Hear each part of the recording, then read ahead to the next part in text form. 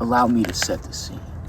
Your family laughs and tells stories over the cracks and pops of the fire. Beyond the reach of the fire's glow is a darkness illuminated only by the dim light of the moon. You know you're protected by the beast that sits beside you that can sniff out a predator before you even know it's coming. The hunt today was a success. Ever since the dogs joined the tribe, obtaining meat has been easy. All we have to do now is watch and learn while their persistent and relentless hunting style yields enough meat in a day to feed us all for a week.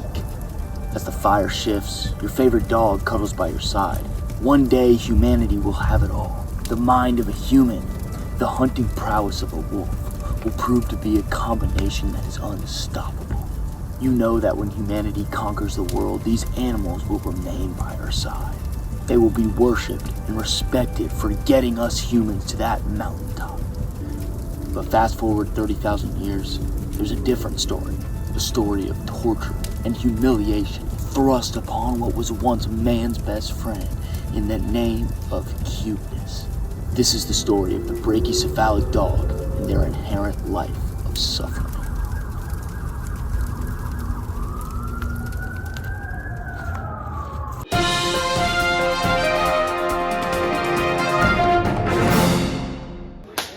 Part 1. The Dawn of Brachycephaly.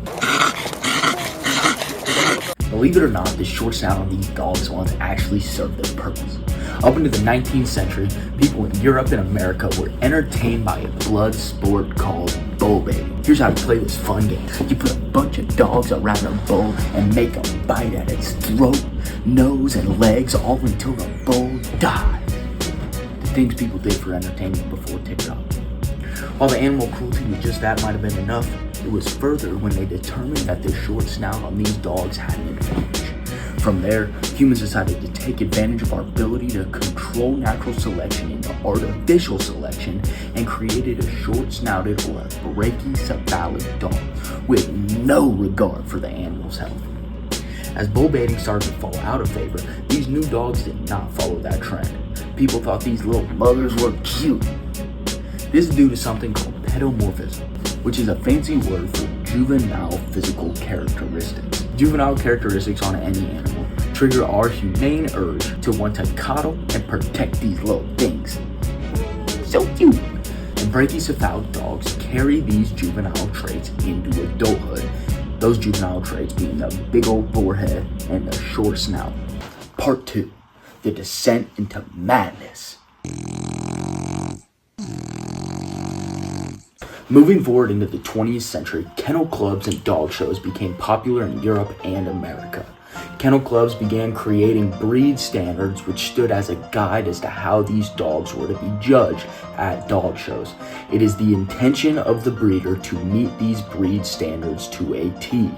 The American Kennel Club lists short muzzle as part of the breed standard for the Pug, French Bulldog, Pekingese, Griffon Bruxellois, I don't know if I'm saying that right, but it looks like Bruxellois, Japanese Chin, Boston Terrier, and Shih Tzu.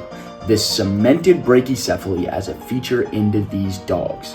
They get prizes for their tough faces, grim-looking fellows. And she's trying to look as grim as the bulldog. In recent history, a brachycephalic breed, the French Bulldog now ranks as the most popular dog breed in America for the second year in a row, surpassing the 31-year reign of the Labrador Retriever. Yay, brachycephaly! As it stands, brachycephalic dog breeds still harbor popularity and praise for being cute, and the breed standards set in place by the American Kennel Club have etched brachycephaly into the very definition of America's most beloved dog. Part 3. An Inherent Life of Suffering.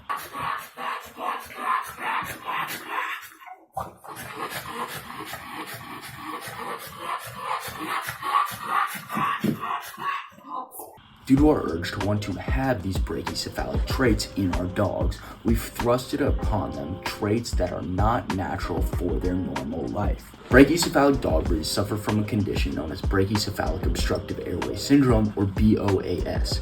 Pathology classes in veterinary schools, like the phenomenal Kansas State University College of Veterinary Medicine learn about this disorder and define it as a hypoplastic trachea, elongated soft palate, averted laryngeal saccules, and stenotic nares, among other various malformations. Shout out Dr. Rodriguez Ruiz for this, K-State CVM. We love her. She's phenomenal, and she put me on these facts. Stenotic nares are small nostrils that restrict the amount of air that can get in per breath. A hypoplastic trachea is a trachea that did not develop into its full size. I don't expect you know how to read radiographs, but I'll throw up some slides from the wonderful Dr. Clay Hallman at Kansas State University College of Veterinary Medicine, he's phenomenal, that illustrate how drastic this malformation can be. The tracheal luminal diameter is usually 20% of the thoracic inlet in height. In BOAS, it can be less than 10%. What? Look at this. The elongated soft palate works to partially block the amount of air that is able to get into the trachea in the back of the throat, further restricting the amount of air that they can breathe. The amount of air further gets restricted with the averted laryngeal saccules. Laryngeal saccules are at the top of the larynx. They do something with voice control, whatever.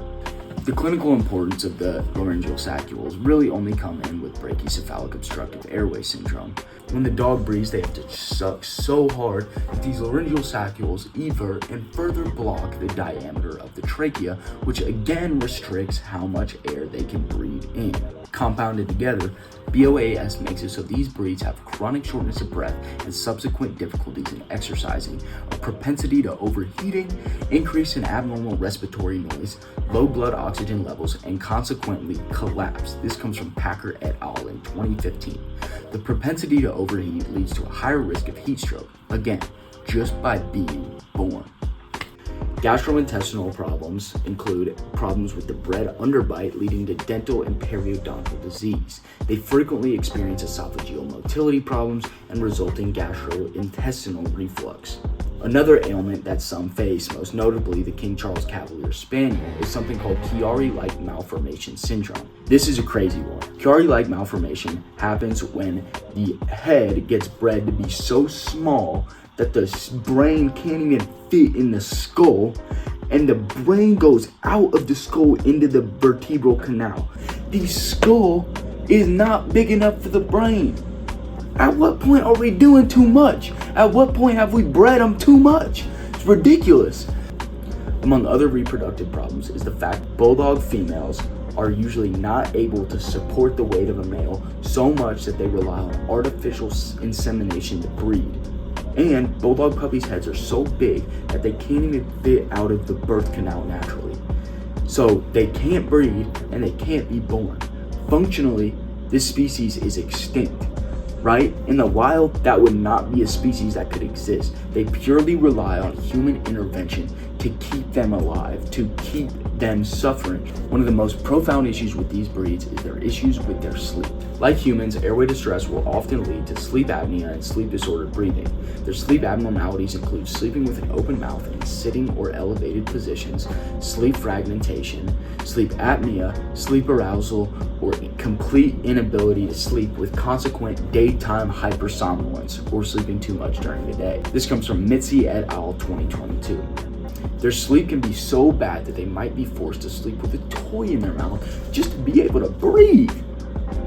Many medical experts define sleep deprivation as torture. However, for some reason, the same torture of man's best friends is praised and further exacerbated just because we think it's cute. These are not diseases acquired from an unlucky genetic predisposition. These are not diseases acquired from an unlucky environment. These are conditions that happen from humans valuing cuteness over comfort for generations and thrusting what was once man's best friend into an inherent life of torture. Part 4. What can be done? The first thing that needs to happen is the changing of the breed standard. We should never shoot for, expect, or praise a breed for their brachycephaly. Easy. Other countries should also follow Norway, which banned the breeding of the King Charles Cavalier Spaniel and the English Bulldog due to their health problems. Veterinary health professionals should use their platforms to urge clients that this is a true problem. It is not cute, it is torture. Much of this problem falls on American citizens as a whole. We should not live in a culture where the French Bulldog, with all of their health problems, is the #1 dog breed in America. That's on us. Part 5, the take-home. Throughout the entire timeline of human prosperity, dogs have served as a biotechnology so potent that their assistance in our lives has led to the blind getting eyes, people being rescued from collapsed buildings, cancers and other disease detection, vaccines being delivered to remote locations to save communities, herds of cattle being protected, hunting dogs helping to feed us, and so much more. All of their service is done in the name of unconditional love towards us and a genuine desire to serve us. I love dogs, and call me crazy, but torture is not cute.